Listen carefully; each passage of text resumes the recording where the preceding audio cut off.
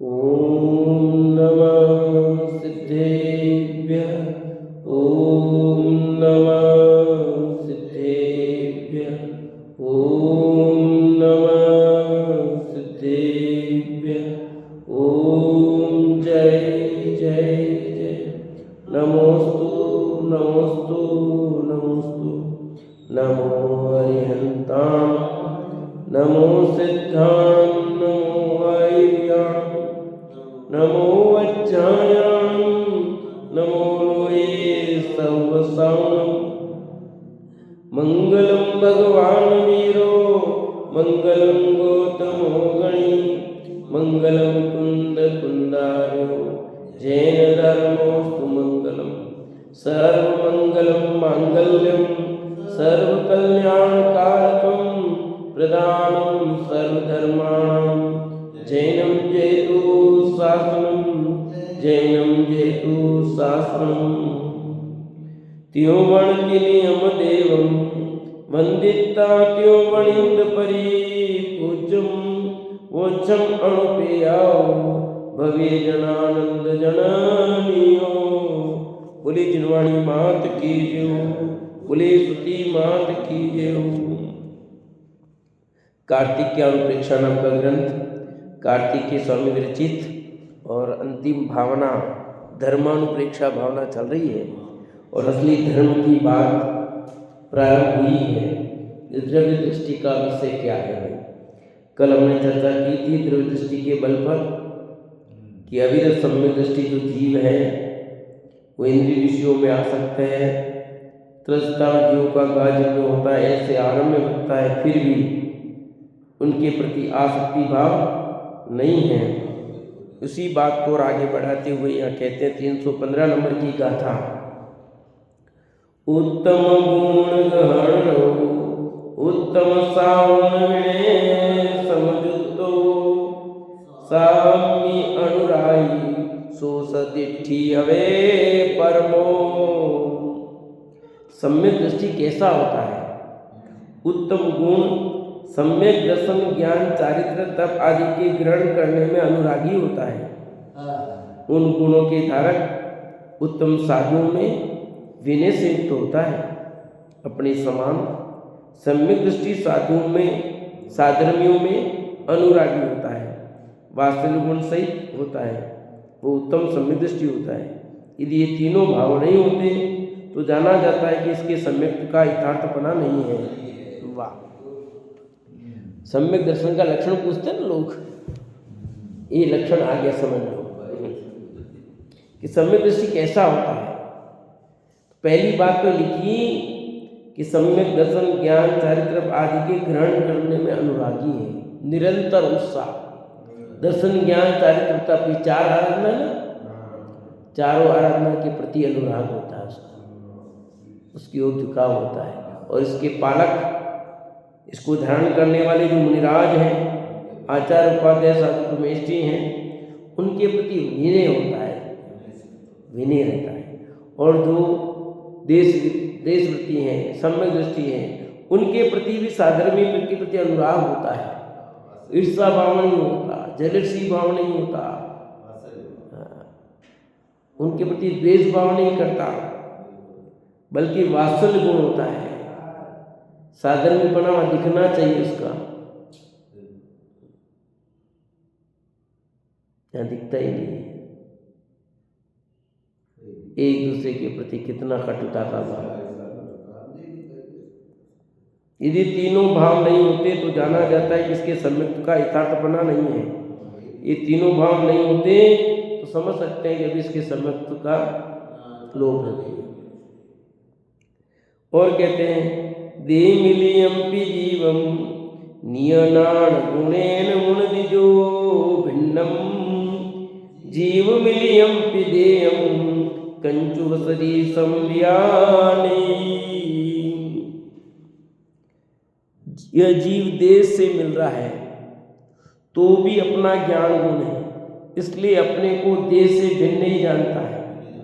देह जीव से मिल रहा है तो भी उसको कंचुक, कपड़े का जामा समान जानता है। जैसे देश से जामा भिन्न है वैसे जीव से देह भिन्न ऐसा जानता है। देखो भाई, भेद विज्ञान कराया है, धर्मानुप्रेक्षा भावना चलती है, धर्म की बात, असली धर्म की बात, चिंतन। देह और जीव दोनों एक साथ रहते तो हैं,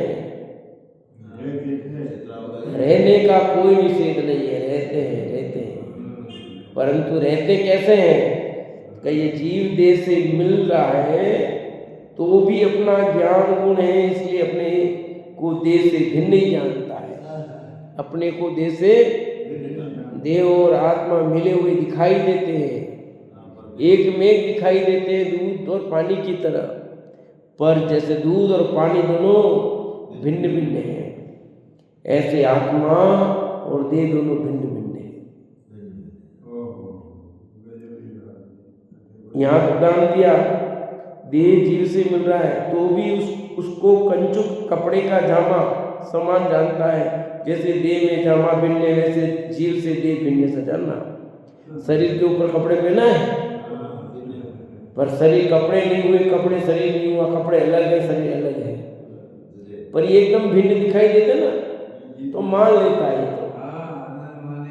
ये तो दिखाई दे रहे एकदम, तो मान लेता है, पर शरीर में आत्मा अलग दिखाई देता नहीं इसको। या तो भिन्न भिन्न अलग करो तो दिख जाते हैं, कपड़े से कपड़े अलग किए जा सकते हैं, एकदम करके सबको दिखाया जा सकता है प्रैक्टिकल करके, पर शरीर और जीव को कैसे दिखाएंगे? पर दिखाते हैं, उसको भी दिखाते हैं, पर तुम मानते नहीं, दिखाते कैसे नहीं है? जब मृत होता है कोई जीव तो आपने मरण क्यों कहा उसको? ये मर गया क्यों कहा? आज गए थे ना उठावने में, नहीं गए? आज उठावने में गए थे नहीं गए थे? गए थे। क्यों गए थे उठावने में? क्यों गए थे? जीव उसमें से अलग हुआ तो दिखाना कैसे दिखे भाई? यहाँ पर भी आपने क्या किया, कपड़े अलग किए, तो कपड़े अलग दिए, ऐसे आपने शरीर को देखा ना अलग, उसमें से जो था वो चला गया। जीव और देह दोनों अलग अलग हैं, दिखाई देते हैं, अनुभव में आते हैं, पर मानने को तैयार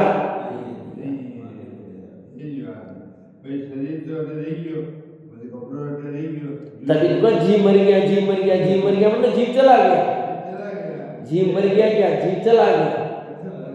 अपन कहते हैं जीव मर गया, मर नहीं गया जी, जीव चला गया, चला गया, इस देह को छोड़ करके दूसरी देह में चला गया, इसी को मरना कहते हैं। उस देह में आने को जन्म गया, जन्म गया, जन्म गया कि आ गया, जन्म गया मतलब आ गया, मर गया मतलब चला गया,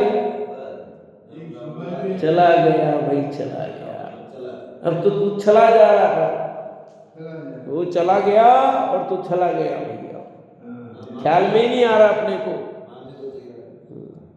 देह और जीव की भिन्नता दिखाई देने पर भी ये दिखता नहीं है, अनुभव में आने पर भी अनुभव करता नहीं है। आ रहा है, ख्याल में आता है, क्योंकि देह का काम देह करता है, जीव का काम जीव करता है।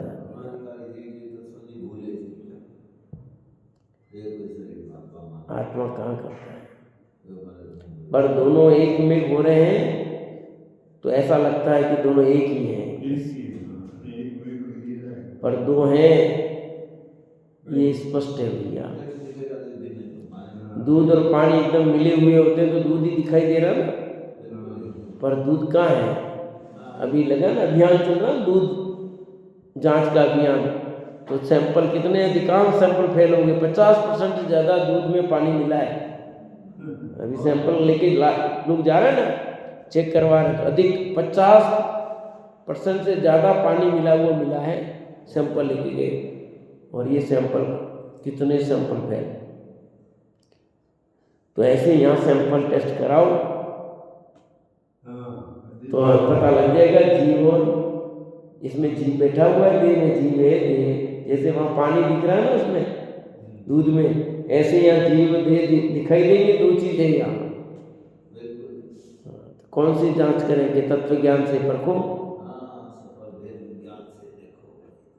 तो आपको पता लगेगा कि दोनों बिल्कुल एक जगह एक साथ रहने पर भी दोनों भिन्न भिन्न हैं। वहां दिखाई दे रहे हैं अपने को, वहां समझ में आ गया दूध और पानी अलग अलग है, पर यहाँ समझ में, यहाँ भी बिल्कुल भिन्नता है।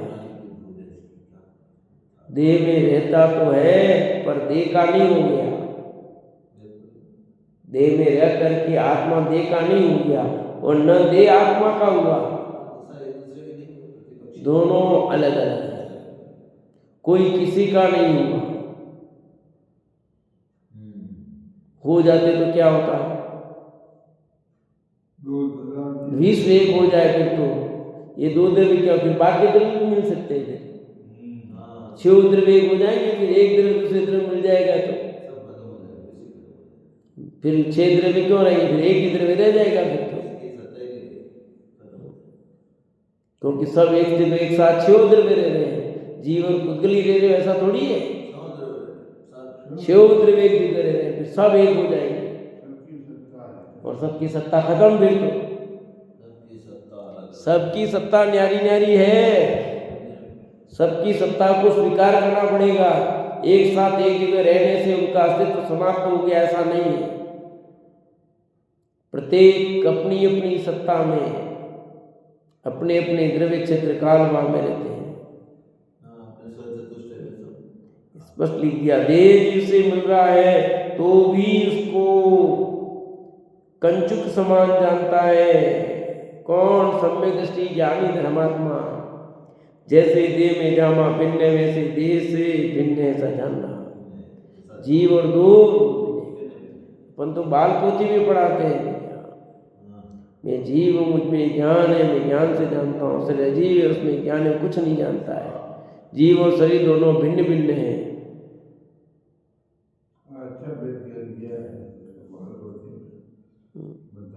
वह उतना पढ़ने उससे काम हो जाए, वो बाल पोथी सम्यक दर्शन करा दे, इतनी के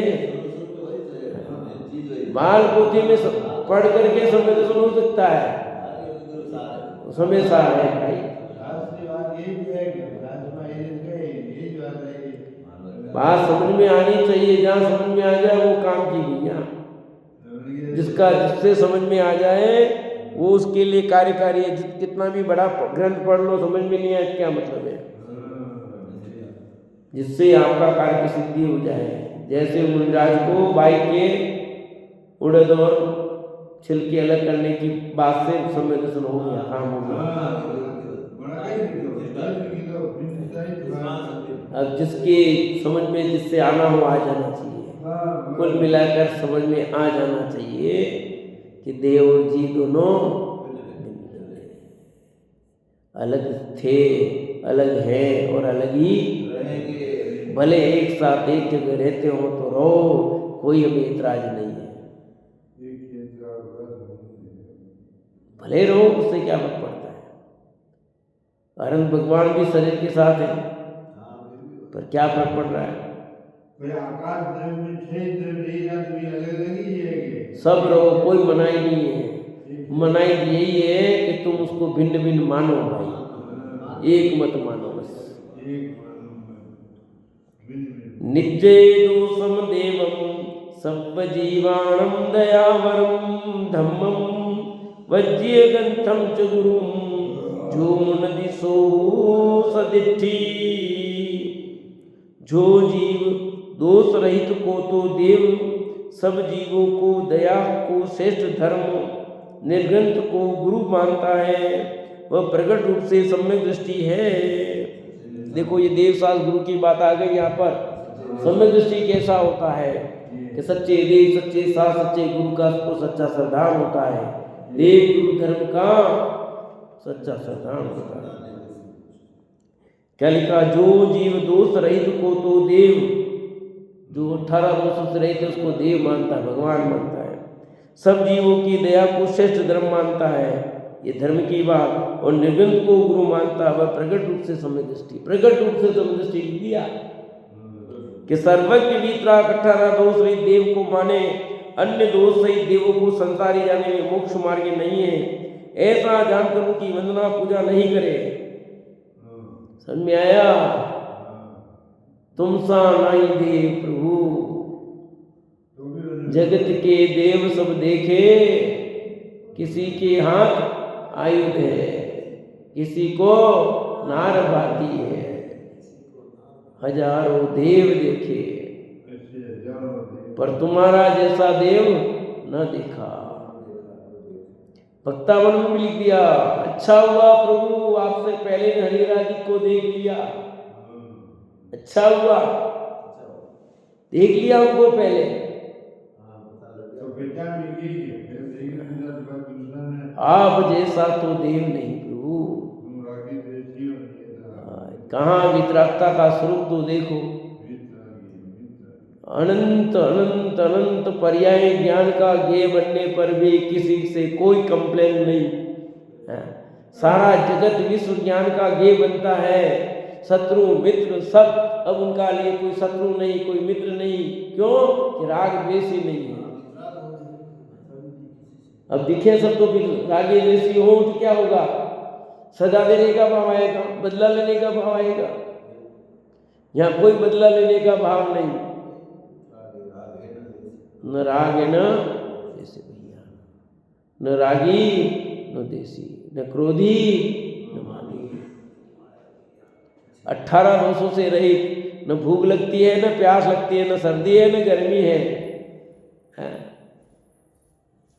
भगवान को भूख भी नहीं लगती, सर्दी नहीं लगती, गर्मी लगती। आपको ठंड लग रही है, हाँ ठंड बढ़ गई है, भगवान को कितनी ठंड लगती है। इसलिए लिखा 18 दोष श्री सर्वज्ञ वितराग, 18 दोष रहित देव को माने हो। कि देव कैसा देव होना चाहिए, जहाँ राग का प्रतीक नहीं हो, द्वेष का प्रतीक नहीं हो, भूख प्यास का कोई प्रतीक नहीं हो, जन्म जरा मृत्यु रोग सब कुछ नहीं होना चाहिए। न जन्मे न मरे न बुढ़ापा आता, न जागता हो न सोता हो। जो जागे सोए वो क्या भगवान होता है क्या? किसी को दंड दे वो भगवान होता है क्या? किसी को कोई सजा नहीं दे तो भगवान भैया सब देंगे। भगवान चिंता मत करो, भगवान सब देंगे, करो जो, तो भगवान कुछ नहीं करेगा भैया, पर मिलेगा जरूर दंड। दंड तो मिलेगा, पर भगवान देता ऐसा नहीं है। अपनी अपनी करनी का फल सबको मिलता है, बात 100% सत्य है, पर भगवान नहीं देते। पर देगा नहीं भगवान, पर वो जो मिलेगा वो तुम्हारे कर्मों का फल स्वतः प्रकृति में व्यवस्था ऐसी है, समझे कि नहीं? ऐसा जानकर भी वंदना पूजा करे भैया, कैसा जानकर? 18 दोषों से रहित जानकर। तेरे को इच्छा है कि मुझे भगवान तुमको दे देना, नौकरी देना, मेरे छोरे को नौकरी देना, मेरे बच्चों को नौकरी देना, मुझे नौकरी देना, मेरे छोरा छोरी नहीं छोरा छोरी दे देना, ऐसा जान करके भगवान की पूजा नहीं करता है। हे भगवान मेरे घर में कार्यक्रम में शांतिपूर्वक निपटा देना भगवान, है कोई लड़ाई झगड़ा फसाद नहीं हो, शांति रखवाना भगवान। ऐसे कोई भगवान, वो भगवान को जाना ही नहीं उसने। हे भगवान तेरे यहाँ पर मैं शादी की पहली पत्रिका रख के जा रहा हूँ, मेरी शादी निःशुल्क बिल्कुल निर्विघ्न शांतिपूर्वक निपटा देना। भगवान का स्वरूप जाना ही नहीं। हे भगवान तेरे यहाँ चाक के बर्तन रख के जा रहा हूँ, तो मेरे चाक में अन्य में किसी में विघ्न न आए, तो तेरे भगवान का स्वरूप जाना ही नहीं। ये प्रसंग भी है इसलिए सर आ रहा है, मतलब भगवान का स्वरूप समझ में नहीं आया भैया।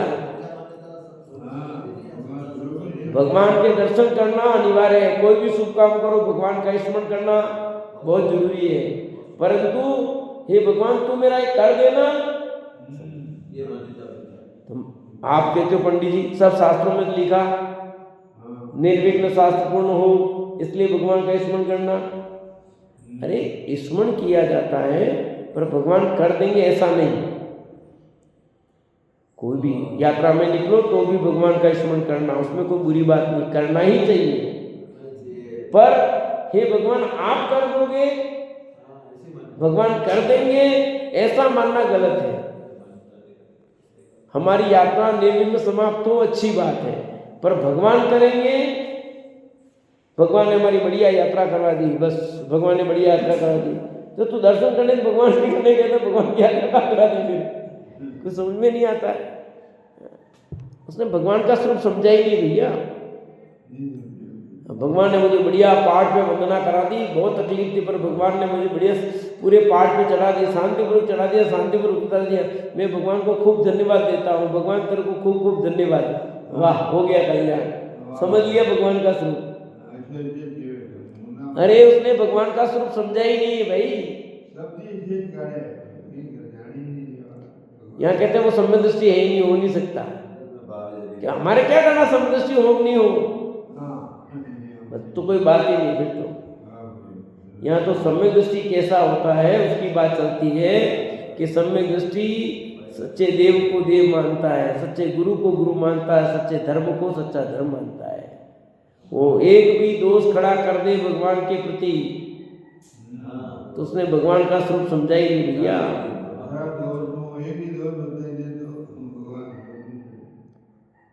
इसलिए लिखा सर्वज्ञ वीतराग 18 दोष रहित देव को माने, अन्य दोष सहित देवों को संसारी जाने। जिसमें दोष है वे सब संसारी है, वे देव नहीं, भगवान नहीं है। देवगति के देव हो सकते हैं क्योंकि देवगति के देव तो संसारी हैं। उनको रागी देशी हो सकते हैं, किसी का भला बुरा करते हुए दिखाई दे सकते हैं क्योंकि रागी देशी। सचमुच तो कोई किसी का भला बुरा नहीं कर सकता, फिर भी व्यवहार की भाषा में कह सकते हैं कि भला बुरा, क्योंकि रागी देशी ना, तो रागी को किसी का भला करने का भाव और देशी को बुरा करने का भाव आ सकता है, पर वीतरागी भगवान को नहीं आता। उनको भाव ही नहीं होते भैया, वे किसी को भाव देते ही नहीं। आए समझे, भगवान किसी को भाव देते ही नहीं, उनके लिए सब बराबर है ना। इसलिए किसको भाव दे रहे हो, माने उसको नहीं माने उसको, बोलो उनके लिए कोई भी फर्क नहीं पड़ता। मानो कि मत मानो, मंदिर आओ कि मत आओ, प्रक्षाल करो कि नहीं करो, पूजन करो कि नहीं करो, स्वाध्याय करो कि नहीं करो, उनके कोई कुछ भी लेना देना नहीं है। और आगे कहते हैं अहिंसा रूप धर्म जाने, जो अज्ञादी देवताओं के लिए पशुघात करे, चढ़ाने को धर्म मानते हैं, उनको पाप ही जानकर आप उसमें प्रवृत्ति नहीं करें। धर्म तो अहिंसा रूप है, और जो हिंसा में धर्म मानता हो उसको स्वरूप ही पता नहीं है। और सब हम हिंसा में धर्म मान रहे कि नहीं मान रहे, यज्ञ आदि करके हवन करके धर्म मान रहे कि नहीं मान रहे। नहीं इसमें तो करना ही पड़ेगा, नहीं तो घर में रोज पैर घुस जाएगा। हाँ, यज्ञ हवन नहीं होगा।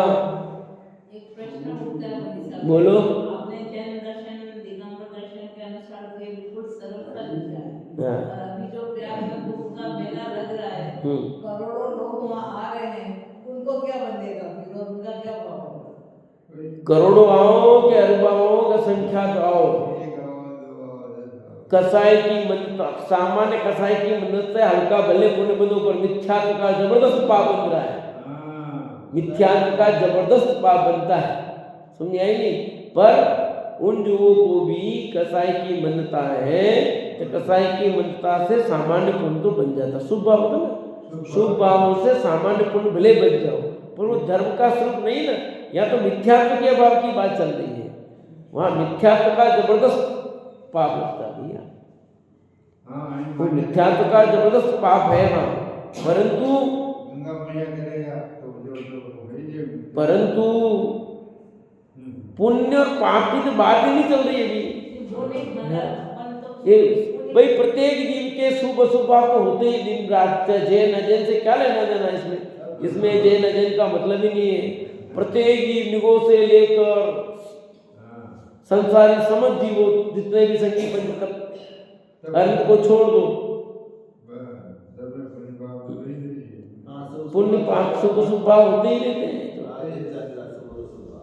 करो नहीं करो, आप बैठे तो भी यहाँ शुभ हो जाएगा, स्वाध्याय बैठे तो भी हो जाएगा। ये स्वतंत्र क्रिया होने वाली है। बस ये कि मुख्यतः गौणता फर्क पड़ता रहता है, थोड़े किसमें तीव्रता हो जाती है, किसमें मंदता हो जाती है। तो ये तो भाई वस्तु स्वरूप अहिंसा रूप धर्म है। हिंसा करके धर्म मान रहे हो, तुम तो हिंसा कर रहे हो, निरंतर हिंसा हो रही है, धर्म मान रहे हो। हिंसा में धर्म कैसे होगा? जीव मरे जा रहे हैं, तुम धर्म करोगे, धर्म हो जाएगा? कितने जीव मारोगे धर्म होगा भैया? जीव मारने से धर्म नहीं होता भैया। जैसे मोटरसाइकिल चलाते हैं और उसके नीचे कीड़े आ जाते तो उसको भी हिंसा लगती है। नहीं तो क्या क्या लगेगा? आप क्या समझ रहे हो? हिंसा हो गई? नहीं तब जब ऐसे तो मार देगी ना। मार नहीं रहे हो, पर मर तो रही आपसे। अपने को क्या पता है नीचे कीड़े चल रहे हैं, क्या थोड़ी ना गाड़ी चला रहे हो। नहीं चला तो मत चलाओ, नहीं दिखता तो मत चलाओ। ये भी बात तो सही है। हाँ, मुनिराज क्यों पैदल चलते हैं? इसीलिए चलते हैं। पैदल चलेंगे तो कीड़े तो मारेंगे ना। नहीं देख के चल सकते हो। अरे कितनी कोशिश करो तो भी कीड़े नीचे आ जाते हैं। देखो हाँ, बहुत फर्क है। देख के चलते हैं तो अपन को जीव बचा सकते हैं पूरे, फिर भी मर जाए तो दोष नहीं लगेगा तब। पर गाड़ी चलाकर अपन देख नहीं सकते जी, कितना भी करो। बड़ा जीव होगा दिखेगा, छोटे जीव कहाँ दिखते? अपन गाड़ी चलाते तो कितनी चिटिया कितने मकोड़े मर जाते, नहीं दिखते। हाँ, लंबी लाइन जा रही हो कहीं दिख जाए तो अलग बात है, वो भी आप बचा नहीं सकते हो, तो उसका अपने को दोष तो लगता ही है। पर यदि अपने को खेत खिन्नता है, प्रायश्चित है, तो थोड़ा पाप कम लगेगा। पर आप तो मरेंगे ही, भ्रमावस्थित पैदा हुई, आपको विशेष पाप लगेगा। ये फर्क पड़ता है, दोनों में फर्क कितना पड़ेगा वो है। ये तो मरवावस्थित ही अनंत कहीं के कटे बचाने जाएंगे तो अपन ही मर जाएंगे, तो फिर आपको विशेष पाप है। और आपको दिख रहा है बचाने की पूरी कोशिश कर रहे हो, फिर भी मर जाती है तो कम पाप लगेगा। और वाहन चलाते हैं तो जीव मरते हैं तो आपको परमात्मा का दोष लगेगा ही लगेगा। पैदल चलने की सिस्टम क्यों है? मुनिराज पैदल ही क्यों चलते हैं? इसीलिए तो देख, और चार हाथ जमीन देख करके नीचे, ऊपर नहीं चलते हैं। नीचे देख करके क्यों चलते हैं? इसीलिए कि जीव नहीं मरे, जीव पूरी सावधानी से चलते हो, क्योंकि वहां अहिंसा धर्म है, अहिंसा धर्म है, हिंसा में धर्म नहीं है कहीं भी। अहिंसा परमो धर्म ऐसे नहीं कहा है। यज्ञ आदि करो, पशु घात करो, अन्य करो, बलि चढ़ा दो और कुछ चढ़ा दो और भी चढ़ा दो भगवान को, जो कुछ भी,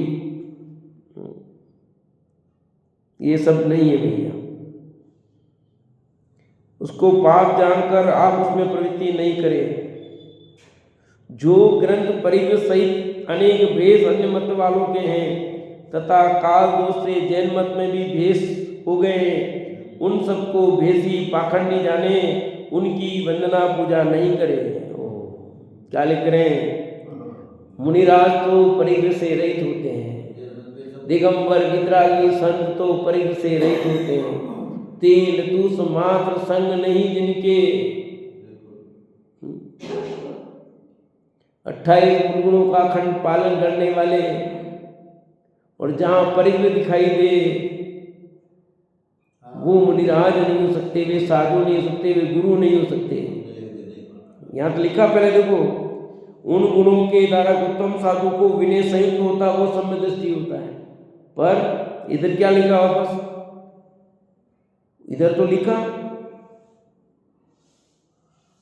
पर सम्यक दर्शन उन गुणों से युक्त, कौन?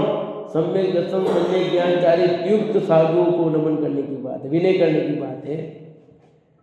जो परिग्रह सहित हो, अन्य मत वालों के, अन्य मत वाले, हाँ अभी देख लो कैसे सब माला वाला पहनी है कि नहीं है, तो नग्न बले पर माला कितनी पहनी, सब पहना करके नहा रहे, तलवार हाथ में है, नखरा है ना, कितनी अटखेलियाँ कर रहे हैं। तो सच्चे गुरु नहीं है भैया, वे नागा बाबा हो सकते हैं पर सच्चे गुरु नहीं हो सकते। उनको कैसा धर्म लग रहा नहीं लग रहा, बोलो, वे भी धर्म मान के कर रहे नहीं कर रहे हैं? और कितना धर्म मान के करें? अब धर्म है या नहीं वो अलग व्याख्या है, पर कर रहे तो धर्म मान के कर रहे नहीं करे। आज कल 3.5 करोड़ लोगों ने स्नान किया, 3.5 करोड़ लोगों ने, तो क्या पाप मान के किया है? 8,000 मतलब पब्लिक ने फार्म भरे नागबाबा बनने के लिए। आप सोचो 3.5 करोड़ लोग अब देखो कितनी कड़ाके की ठंड है, इतना तो भी उस पानी में स्नान करने के लिए धर्म मानकर प्रवेश कर रहे कि नहीं कर रहे? धर्म ऐसी चीज है, धर्म के प्रति लोगों का अटूट वो है, पर सच्चा धर्म क्या है पता नहीं। धर्म के लिए लोग मर मिटने को तैयार हैं, सबके लिए। आप भी अपने धर्म के लिए देखो, जिसको जिसमें धर्म लगता है उसके लिए मर मिटने को तैयार है। आप और मैं हूं, जिसको जिसमें धर्म लगता है उसके लिए वो नौछावर है, पर सही धर्म क्या है इसकी खबर लोगों को नहीं है।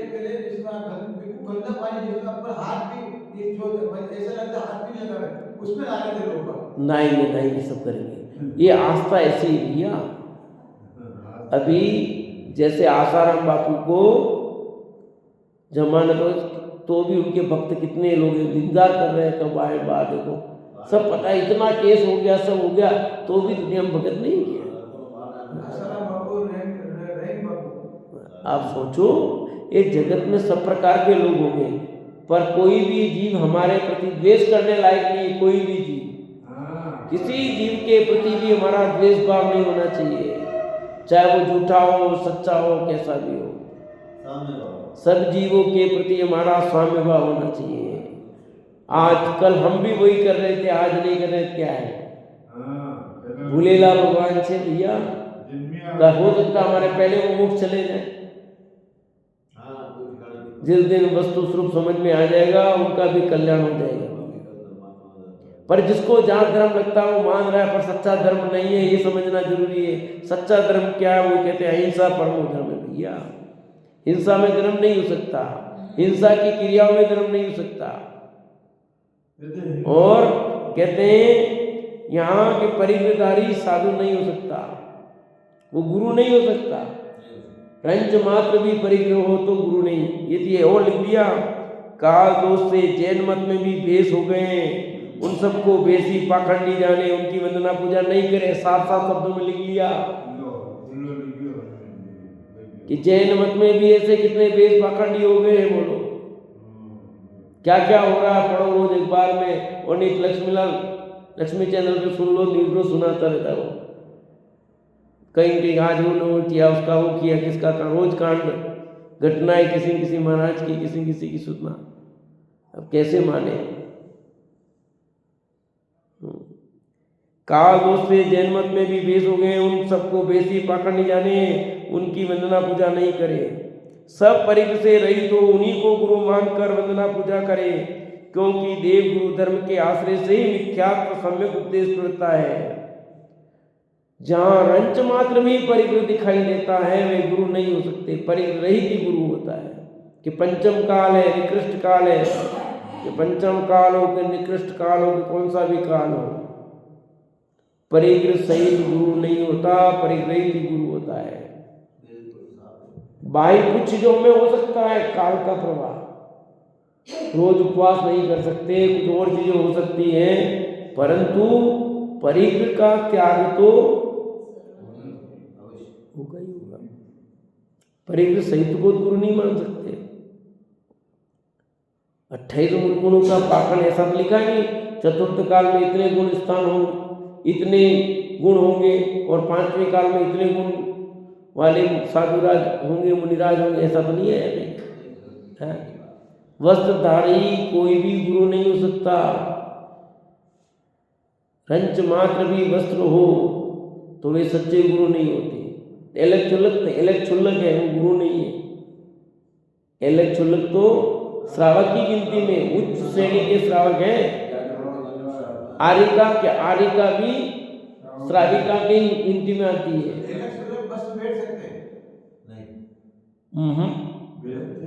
कहाँ हो गया उनका? तो आरंभ का त्याग हो गया ना पहले, आरंभ का त्याग हुआ जी,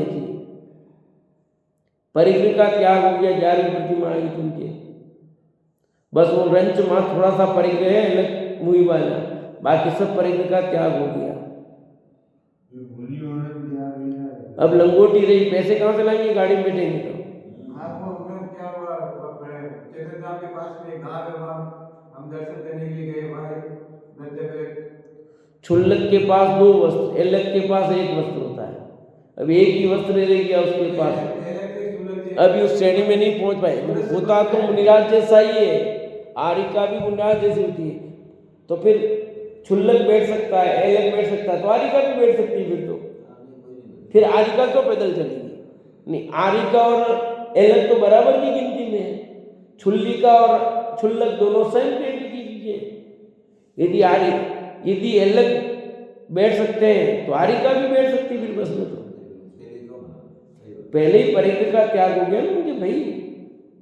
और 11वीं प्रतिमा तो उद्दिष्ट त्याग प्रतिमा है, अपने निमित्त से बना हुआ आहार भी ग्रहण नहीं कर सकते, इतना हो गया। अब तो उद्दिष्ट त्याग प्रतिमा हो गई, तो कहाँ से बैठ जाएंगे? क्योंकि बस में बैठोगे, बस में बैठने के लिए पैसे चाहिए, और पैसे कहाँ से आएंगे? या तो किससे मांगने पड़ेंगे आपको, या तो किससे मांगने पड़ेंगे, या आपको कमाना पड़ेगा, या आपका कमाया हुआ धन आपके पास कैसे साथ में लेके चलोगे रोज? फिर टेंशन, पैसे साथ में होंगे, टेंशन होगा कि नहीं होगा? बोलो, रखोगे किसमें? आपके पास एक तो कमंडल, एक बिछी और एक लंगोट है, किसमें रखोगे पैसे? चलो आपने कमाए थे, आपके पैसे आपने रख लिए, पर रखोगे कहाँ पर? रखने के लिए कुछ साधन तो चाहिए। पैसे कमंडल में रखोगे तो पानी कहाँ रखोगे? पीछे में रख नहीं सकते। अब पैसे रखने के लिए कुछ न कुछ साधन चाहिए। अब पर्स रखा तो पर्स को पकड़ेगा कैसे? लेके चलोगे, रखोगे कहाँ? कितनी समस्या आएगी। इसलिए कहा चाल लंगोटी की दुख भाले, मतलब समझ लो आप कितना हो जाता है। यानी मुनिराज नग्न दिगंबर क्यों कि रंच मात्र भी परिग्रह नहीं, टेंशन मुक्त। थोड़ा सा भी परिग्रह होता टेंशन होता बहुत। पूर्ण स्वाधीन रूप को ध्यान नहीं कर सकते। आप सोचो, अपन जूते नए पहन के बाहर खोल के आते मंदिर में,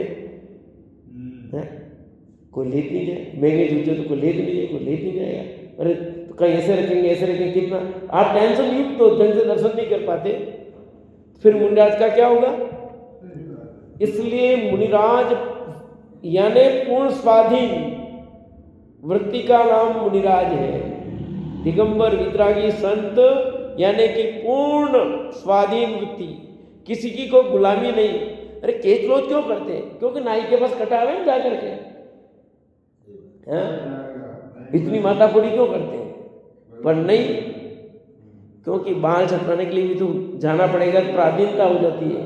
वो गर्दन यूं कराएगा, यूं कराएगा, यूं कराएगा, कुछ कह दिन नहीं हुए, पैसे श्रावक दे देंगे, वो कर देंगे, पर जैसे आठ देते श्रावक दे देंगे पैसे, परंतु तो भी नाई की प्राधीनता हो गई। वो गर्दन यूं करो, यूं करो, यूं करो, यूं कराएगा। तो मुनिराज तो किसी के गुलाम नहीं है।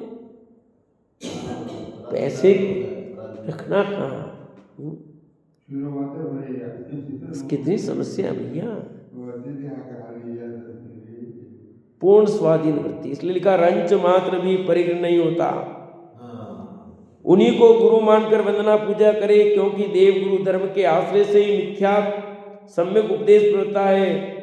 इसलिए कुदेव कुधर्म गुरु की वंदना पूजा तो दूर ही रहो, उनके संसर्ग से ही श्रद्धा बिगड़ता है। इस कारण सम्यक दृष्टि उनकी संगति भी नहीं करता। वाह, क्या कर, उनको मानना पूजना तो दूर, उनकी संगति भी नहीं करता, क्योंकि उनकी संगति करोगे तो कुछ न कुछ फर्क पड़ेगा। काजल की कोठरी में कितनो ही सयान हो जाए, काजल की पे रेख लागी है पे लागी। इसलिए उनकी संगति नहीं करना, जाना ही नहीं, उन स्थानों पर जाना ही नहीं भैया। जाओगे तो कहीं कहीं कुछ होगा ही होगा।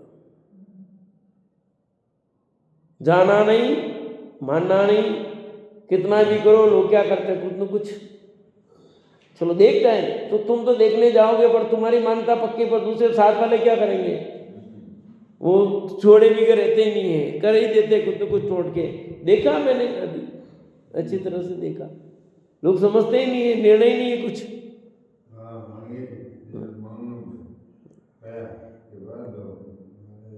क्योंकि निर्णय नहीं ना, खुद का निर्णय होना चाहिए, खुद का पक्का निर्णय होना चाहिए कि कहाँ हम, कौन पूजने योग्य है, कौन पूजने योग्य नहीं है।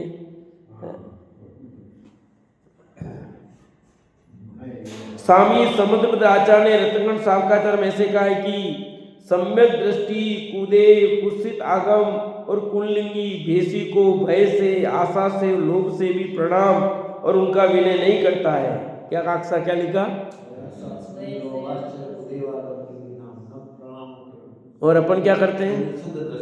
अपन करते कि नहीं करते? बोलो। ये क्या लिखा कि सम्यक दृष्टि तो कुदेव को, कुत्सित आगम को, कुंडलिंगी भेष को किसी भय से नहीं, किसी आशा से नहीं, किसी लोभ से भी प्रणाम नहीं करता, उनका विनय नहीं करता। लोग 50% परिवार का लोग हो, समाज का लोग हो, जाति का लोग हो, समाज से अलग कर देंगे, ये कर देंगे, वो कर देंगे, किसी भी प्रकार का कोई लोभ नहीं। किसी से धर्म के मार्ग में कोई समझौता नहीं। सामाजिक चीज अलग है, धर्म चीज अलग है। सामाजिक नियम समाज पे, पर धर्म की चीज नहीं चलती भैया। कुदेव कुगुरु कुधर्म को मानना कि तुमको इनको मानना ही पड़ेगा कि नहीं, समाज में रहना है तो तुमको उनको नहीं, कि समाज में रहोगे ये सब करना पड़ेगा, देखो समाज की तरफ से आपको ये देना पड़ेगा कि नहीं, धर्म के मामले में नहीं चलेगा। सामाजिक नियम में रुपये देने, हाँ देंगे, ये करना करेंगे, वो सब चलेगा, समाज के नियम समझ, पर धर्म के समझ में आएगा समाज नहीं चलेगा भैया। कुदेव कुगुरु कुधर्म की कोई उपासना की बात करता है तो संभव नहीं है, वे तो छोड़ने योग्य है। ऐसा समाज छूटता हो तो छूट जाए, कोई परवाह नहीं करनी भैया। धर्म नहीं छूटना चाहिए, पर धारण का ना समाज में ना, और धर्म रखकर समाज को संगठित रखूंगा, तो अपन दो सिद्धांत पे चलते हैं भैया। समाज की जगह है, उसकी भी अवहेलना नहीं, और धर्म भी अपना सर्वोपरि है, उसको छोड़कर नहीं। देव शास्त्र गुरु का निर्णय तो पक्का करना ही है, नहीं तो फिर चला जाएगा, मनुष्य में वैसे ही चला जाएगा। क्या फर्क पड़ गया, क्या फर्क पड़ गया, फर्क क्या पड़ गया? तेरा मस्तक को तेने झुका दिया, तेरा सम्यक होने में बाधक हो गया। क्या हो गया? हमने लगा दिया तो क्या कर दिया तो क्या हो गया? तो तेरे गले की घंटी ऐसी क्या आ गई थी जो तेने ऐसा कर दिया कि समाज में रहने सब करना पड़ता है? तो बाहुबली ने कहा कि नहीं झुकूंगा, चलो दीक्षा ले लो, फिर खत्म करो। ये भाई के सामने झुकना ही पड़ेगा, ऐसा करना ही पड़ेगा, तो फिर क्या है? ले ली दीक्षा, खत्म, झंझट ही खत्म। जबकि वो तो ठीक था ना, बड़े भाई थे, फिर भी कि नहीं भैया, अपने को अब समझ में आता ही नहीं कि ये संसार में रह करके झुकना, अपने तो वितरागी मार की ओर चल दो भैया, बस खत्म। जिस समय में ऐसा विचार आया होगा, उस समय तो अभिमान से आया होगा, लेकिन अगले क्षण को विचार आया होगा कि ये सर्वथा झूठा है। संसार से वैराग्य हुआ तब दीक्षा लिए, ऐसा थोड़ी हुआ है 7वां गुणस्थान हुआ है दीक्षा लेते ही, ऐसे नहीं वैराग्य हुआ तब लिया है। देखो संसार की असारता ख्याल में कि देखो कैसे संसार में कि मैं जीत करके भी मुझे क्या हो रहा है, कैसा है संसार है। संसार की विचित्रता ख्याल में आई कि एक दूसरे की पराधीनता स्वीकार करो, गुलामी, और भगवान आत्मा पूर्ण स्वाधीन। धिक्कार है, ऐसे संसार में रहना कोई मतलब नहीं है। उनको वैराग्य, सच्चा वैराग्य पूर्ण हुआ तब दीक्षा लिए, नकली वैराग्य से बाहुबली दीक्षा नहीं ली थी। हाँ तभी वो तो मान चुका, पर तत्काल लिया है तब जाके 7वें गुणस्थान हुआ उनको।